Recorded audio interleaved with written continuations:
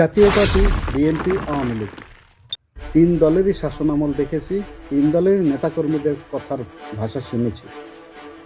জীবনে প্রথম এক দলের নেতার মুখে আর এক দলের নেতার প্রতি এমন কথা প্রথম শুনলাম। তারেক রহমানকে তো আসার জন্য আমরা নিজেরাও অনেকবার প্রত্যাশা করেছি, যেহেতু প্রায় ১.৫ বছর হয়ে গিয়েছে বাংলাদেশে জুলাই আগস্ট বিপ্লব হয়েছে। তিনি আরও আগে আসতে পারলে এটাই দেশের জন্য এবং ওনার জন্য, দলের জন্য বেশি ভালো হতো। তো এরপরে অবশেষে তিনি আসছেন, আমরা ওনাকে মোস্ট ওয়েলকাম জানাই। বাংলাদেশের রাজনীতিতে শঙ্কা তৈরি হচ্ছে, আমি আশা করব তিনি এসে বাংলাদেশের রাজনীতির নতুন ধারা তৈরি করবেন, উদারতার পরিচয় দিবেন।